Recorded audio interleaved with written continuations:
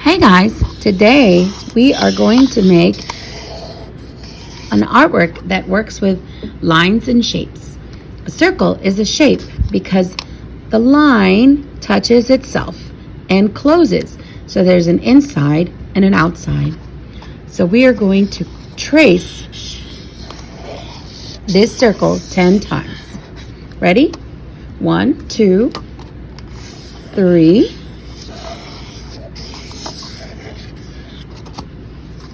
4,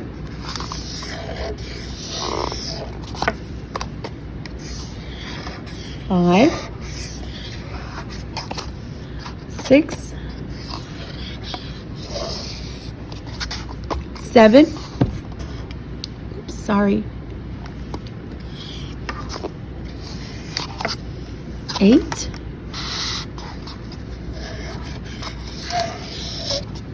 2 more. 9.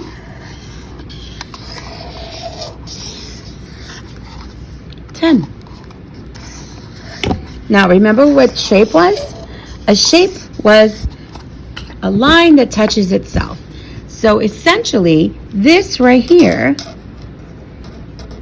is a shape because it has an inside and an outside. So what we're going to do is we are going to draw lines inside all the shapes. Now let's look what a line is. There are many different kinds of lines. Did you know that a dot is a line? It's a dot is a line that went nowhere. So even a chunky dot is also a line. And bumpy lines is a line. And a line does not have an inside and an outside. Wavy lines are lines. Spirals are lines. Straight lines are lines. Straight, thick lines are lines. So are deep, wavy lines are lines. Zigzag lines are lines. And so are chunky zigzag lines.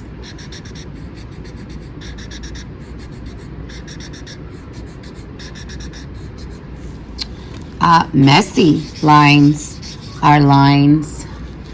Curvy lines are lines. Branching lines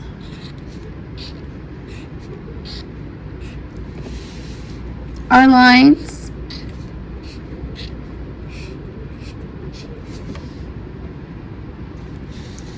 And dotted lines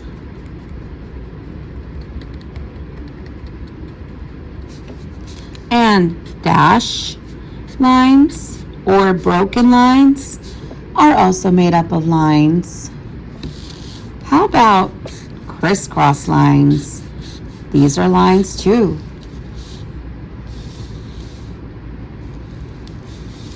That's a lot of lines. We're going to use these lines to decorate our artwork. Are we ready? So this is a shape, and in here I'm going to draw zigzag lines. This right here is a shape, and I'm going to draw straight lines. This right here is a shape as well because it has an inside and an outside. Here I'm going to draw bumpy lines.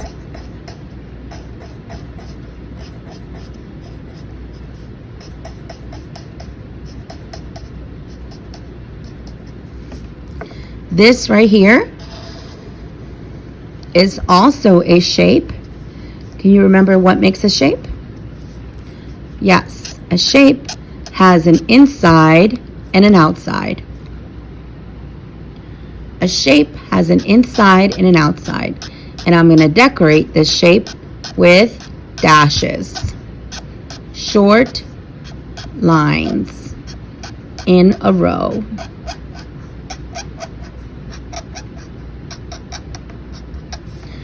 Is this a shape? Yes, that's a shape because it has an inside and an outside. And in here, I'm going to do wavy lines.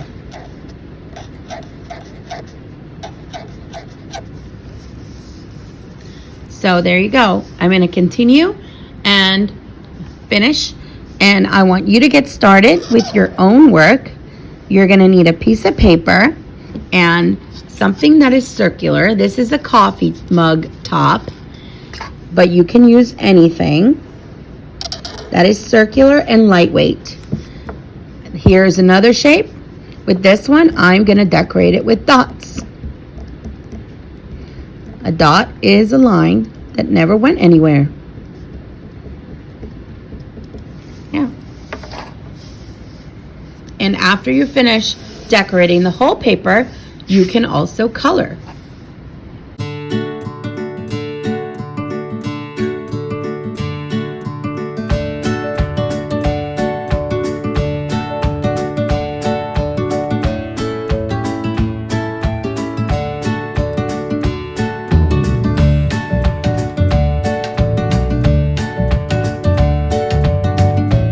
All right, now it's time to color. And you can color using markers, colored pencils, or even crayons. I'm going to show you. For small spaces, I like to use markers. They're super easy to cover up small spaces with markers, and it will look very nice. I can also use coloring pencils.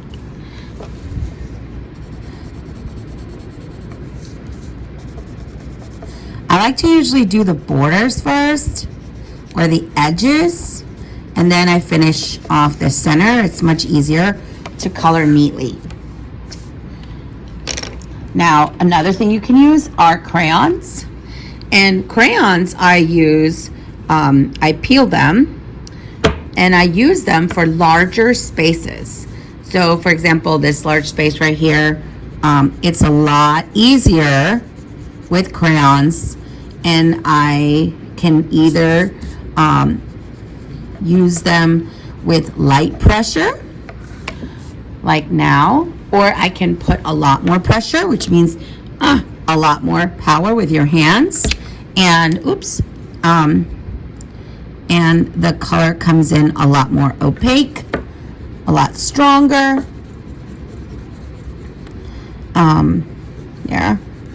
But for large spaces, I will often use crayons. So let's get going.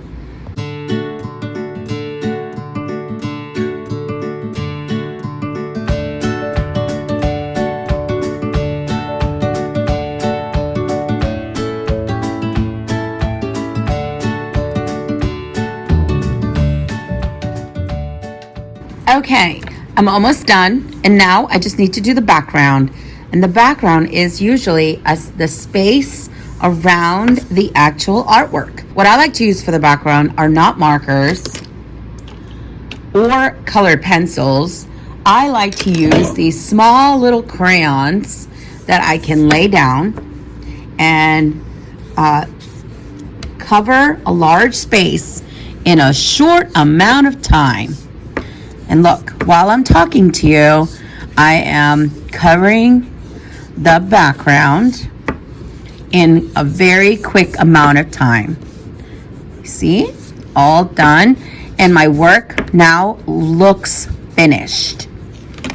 Excellent. So all I have to do is make sure I have my name on the back. And a really good way to put your name on the back is write it really small. This is my name, Senora Coteles. And that way it doesn't bleed through the other side. And there is my finished artwork.